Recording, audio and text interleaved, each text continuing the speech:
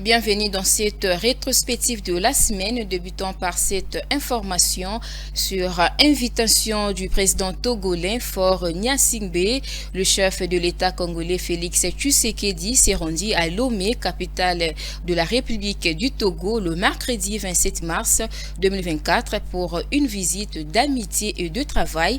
Les renforcements de la coopération entre Kinshasa et Lomé étaient au cœur des échanges entre les deux chefs d'État. Images et commentaires. C'est vers 11h qu'atterrit l'avion présidentiel de la RDC avec à son bord le chef de l'État congolais Félix Antoine Tshisekedi.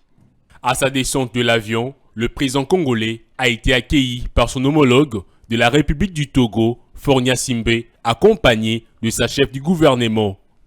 Les deux chefs d'État ont eu un tête-à-tête qui a gravité autour des questions relatives à la coopération entre leurs pays. Le président Tshisekedi et son homologue Gnassingbé ont eu de fructueux échanges sur la coopération bilatérale et évoqué la nécessité d'œuvrer au renforcement continu du partenariat entre les deux pays dans divers domaines d'intérêt commun.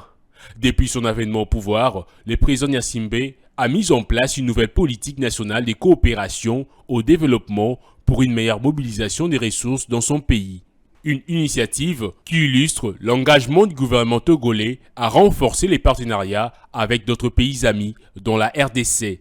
Pour rappel, la dernière rencontre entre les deux dirigeants remonte au mois de juillet 2023 à Kinshasa lors de la cérémonie inaugurale du 9e jeu de la francophonie. Le tapis du Togo fini, en fin d'après-midi, le président congolais a quitté le sol togolais à destination de la Mauritanie pour un séjour de 48 heures. Le comité de conjoncture économique a noté ce mercredi une légère appréciation du franc congolais à l'indicatif et une légère amélioration des réserves d'échange qui représentent désormais un peu plus de 11 semaines d'importation de biens et services. Au cours de la réunion, le Premier ministre Jean-Michel Samalukonde a appelé les membres du patronat congolais à matérialiser la mesure d'installation de terminaux de paiement électronique dans le commerce afin de favoriser les transactions en monnaie nationale. On écoute le ministre d'État en charge du budget. Au niveau national, on note une stabilité relative du taux d'échange par rapport à la semaine précédente. À l'indicatif, il y a une légère appréciation.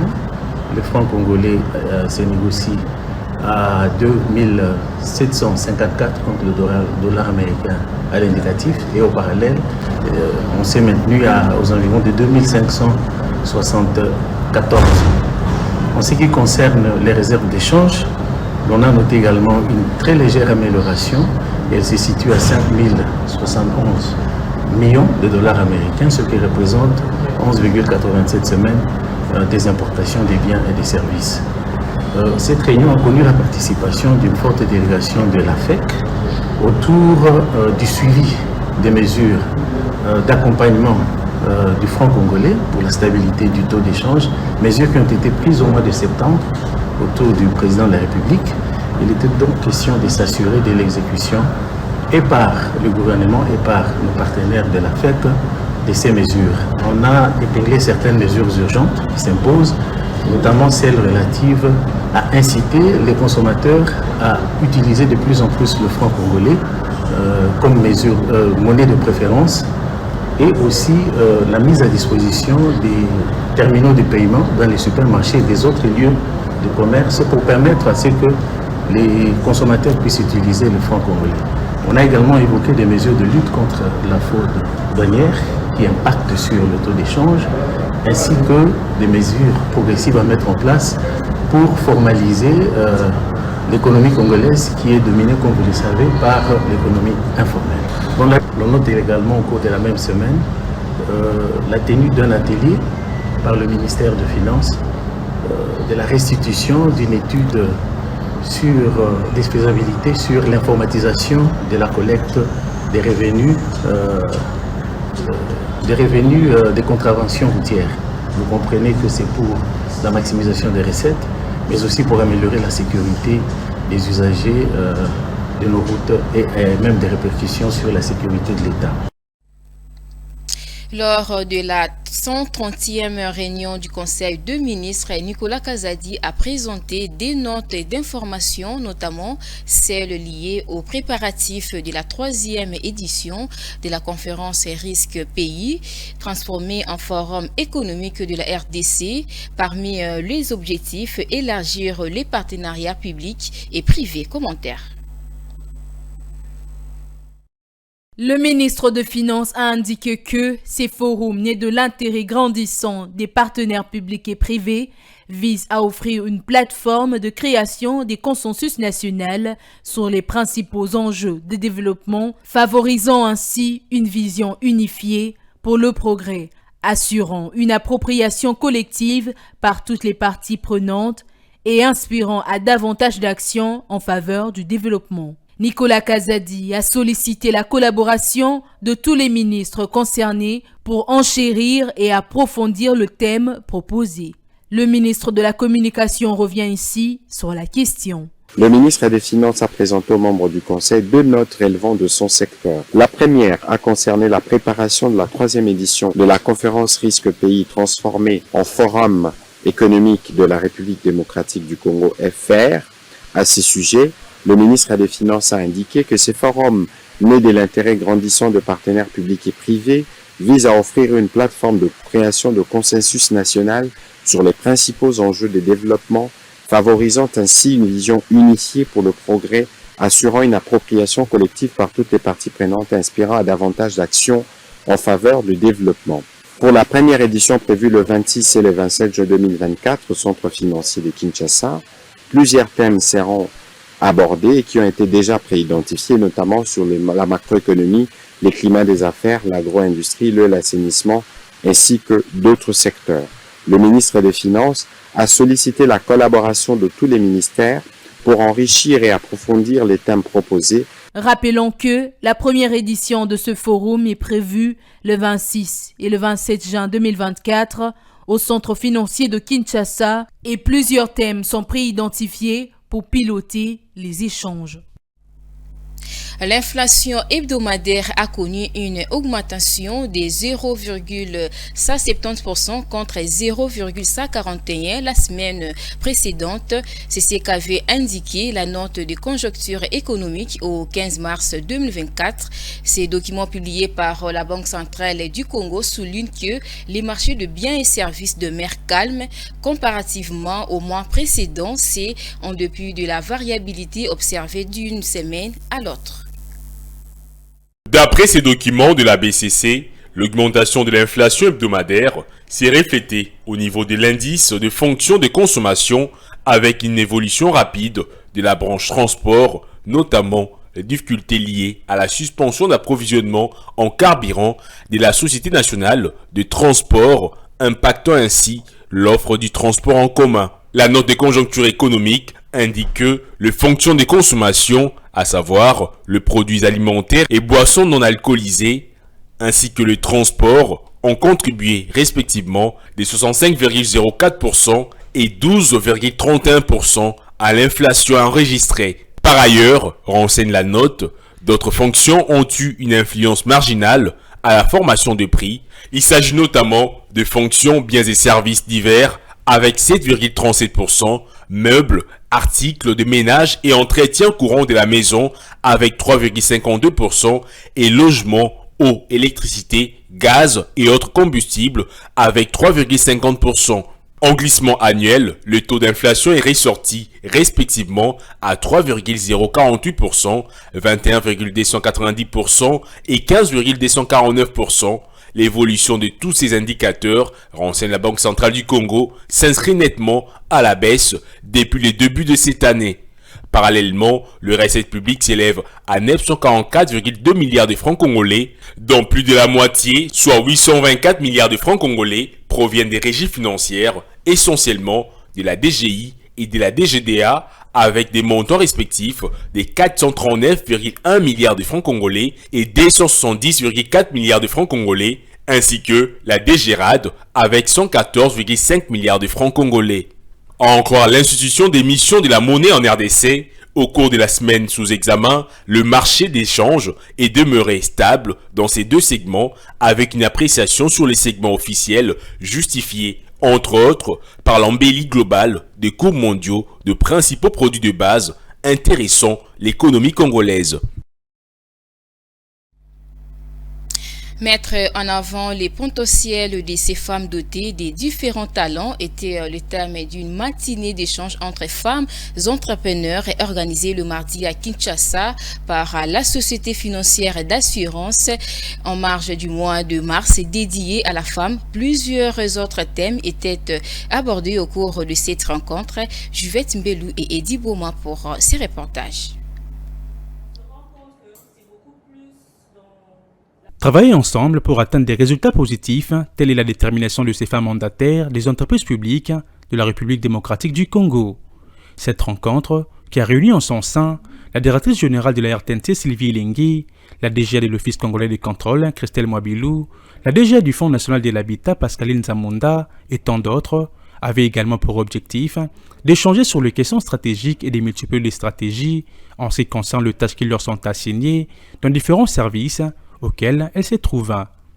Il était aussi question dans cette réunion de soulever certaines préoccupations qu'elles rencontrent dans leurs entreprises et établissements publics respectifs, mais aussi de proposer des pistes de solutions pour les surmonter. Nous avons échangé sur les problèmes que rencontrent les entreprises dans lesquelles nous sommes pour essayer de voir comment les résoudre.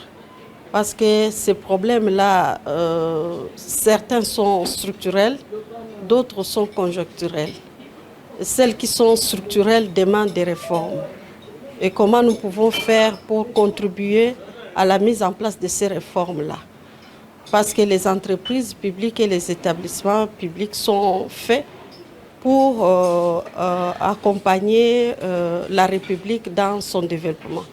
Le développement économique, le développement social, le développement environnemental aussi. Et donc, nous, en tant que femmes, nous sommes sensibles à toutes ces questions-là et nous voulons apporter notre contribution par rapport à ça. C'est ici l'occasion pour la DGA du Fonds national de l'habitat Pascaline Zamunda d'inviter toutes les femmes mandataires de rejoindre l'initiative. Ça nous ferait plaisir d'avoir toutes les femmes avec nous, mais comme vous savez, notre démarche elle est d'abord qualitative et tout ce que nous traitons ici, ça généralise. C'est une démarche globalisante qui prend en compte tous les problèmes que rencontrent les femmes mandataires. Donc, d'une manière ou d'une autre, nous voudrions bien qu'elles soient avec nous, mais même si elles ne sont pas encore avec nous, tout ce qu'elles rencontrent comme problème, nous pensons que nous sommes en train d'y travailler, mais évidemment, pour faire l'union, faire la force, on aimerait bien que prochainement elles soient avec nous et nous sommes en train de les chercher. Donc nous ne nous limitons pas à ce qu'elles viennent vers nous, mais nous avons initié une démarche pour les chercher partout où on peut les trouver pour qu'elles joignent l'initiative. Ces cadres d'échange et de réflexion représentent une opportunité qui permet aux femmes mandataires à s'impliquer pour l'amélioration du secteur public en République démocratique du Congo.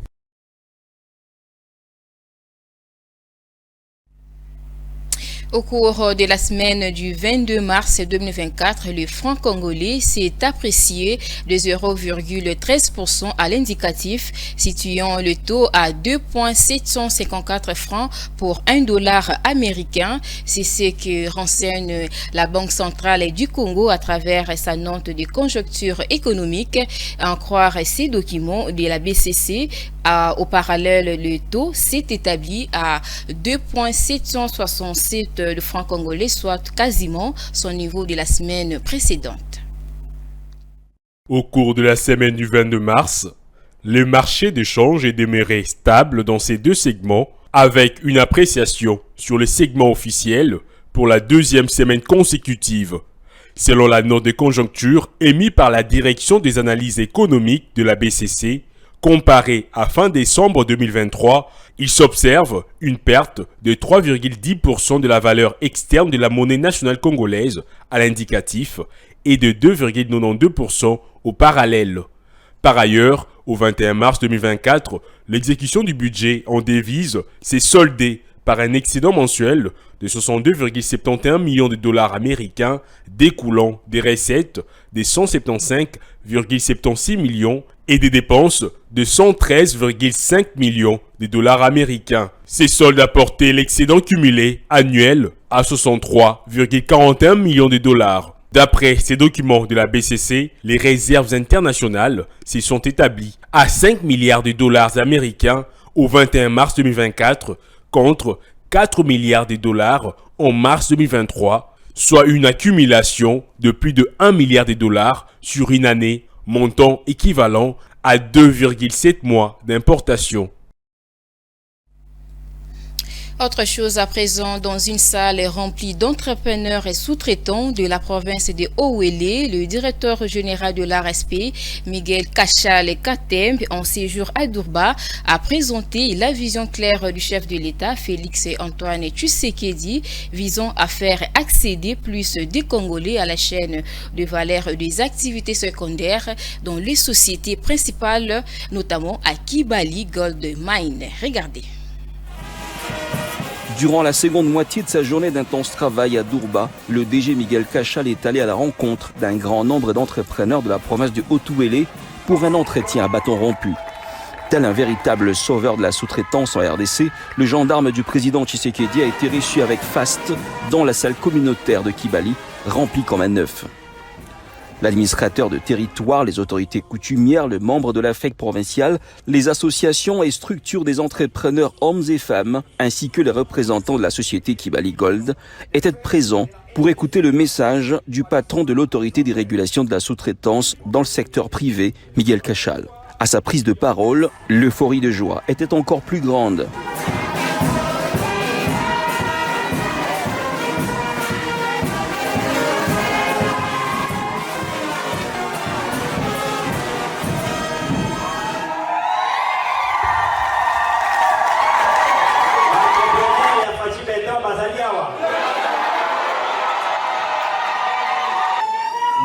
Témoigner que les Congolais ont une expertise.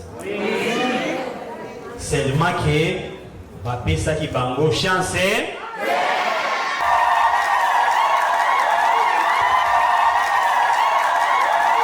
En effet, dans son adresse, Miguel Cachal a fait un appel à l'unité et la collaboration des entrepreneurs de manière à unir leurs efforts et partager les expériences afin de concourir au gros marché.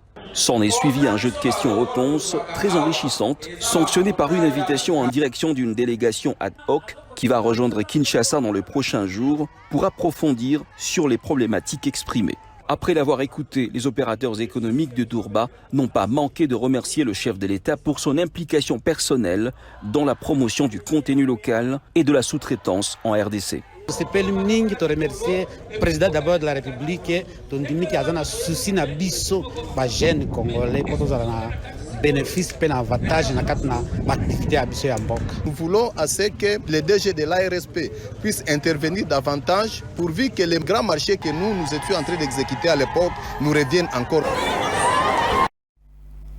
Entrepreneuriat et développement de l'écosystème des technologies financières en RDC est le thème de la 10e édition du Palabre FinTech, ce forum qui réunit plusieurs acteurs du secteur des technologies financières en RDC et en Afrique.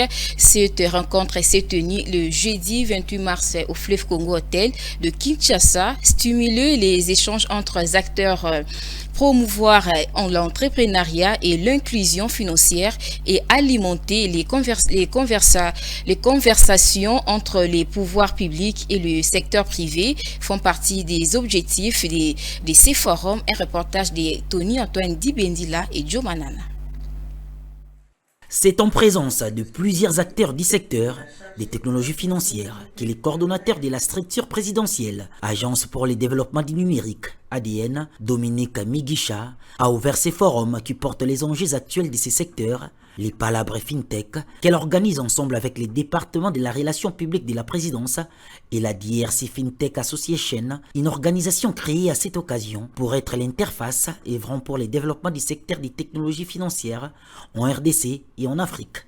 Entrepreneuriat et écosystème, interface pour l'avancement du secteur, DFA, banque partnership et crypto-monnaie, Et enfin, Mobile Money Partnership représente les thèmes des 4 panels qui ont constitué ces assises, nourris par les interventions des représentants de plusieurs institutions, entre autres l'Autorité de régulation des postes et télécommunications, ARPTC, plusieurs grandes banques de la place et les principaux services Mobile Money de la RDC, en parallèle des séances de questions-réponses qui ont clôturé chaque panel. Les réflexions sur les améliorations de l'économie du numérique, l'augmentation sensible des pourcentages en termes d'inclusion financière grâce au FinTech, l'adaptation des entreprises des technologies financières et surtout un regard plus attentif de la Banque centrale du Congo en tant qu'organe régulateur du secteur ont été développés. Les coordonnateurs de l'ADN est revenu sur les éléments pouvant favoriser le développement des FinTech. Cette activité de ce jour, ça va permettre, je l'espère, de faire avancer les débats, de faire avancer les concepts, notamment auprès du régulateur de la Banque centrale, qui doivent adapter la régulation, je dirais, de leur secteur, en prenant pleinement en compte les FinTech. Nous voulons qu'on puisse envoyer de l'argent d'une plateforme FinTech vers une banque, vers un opérateur télécom, et réciproquement de manière extrêmement simple. Le Palabre FinTech se sont voulu également comme un cadre des rencontres pour des entreprises, d'opportunités d'affaires, des lobbying et des recherches des solutions innovantes sur l'inclusion financière, et c'est dans le but notamment de développer les secteurs du numérique, tel que le veut le président de la République, Félix Tshisekedi.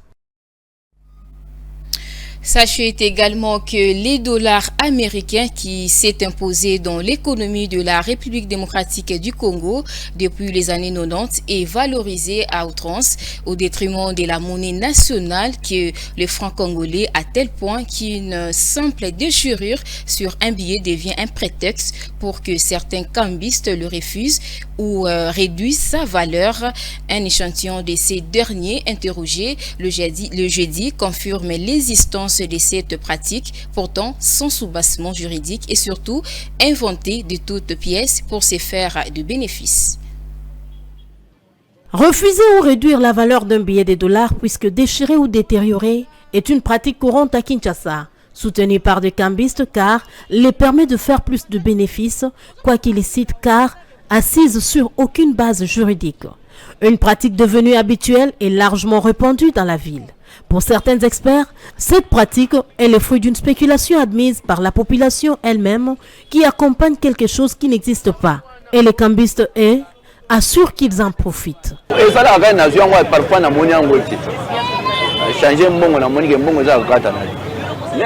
Il nous arrive souvent de percevoir des billets des banques déchirés auprès de nos clients sans nous en rendre compte. Cela impacte négativement notre activité, car quand nous partons auprès de nos fournisseurs, ils nous retranchent de l'argent à chaque billet des banques déchiré. Et nous, à notre tour, nous sommes obligés de faire pareil lorsque nous percevons des billets des banques déchirés auprès de certains clients. Parfois, nous sommes mal vus, mais ce qui importe, c'est avant tout de valoriser notre monnaie nationale.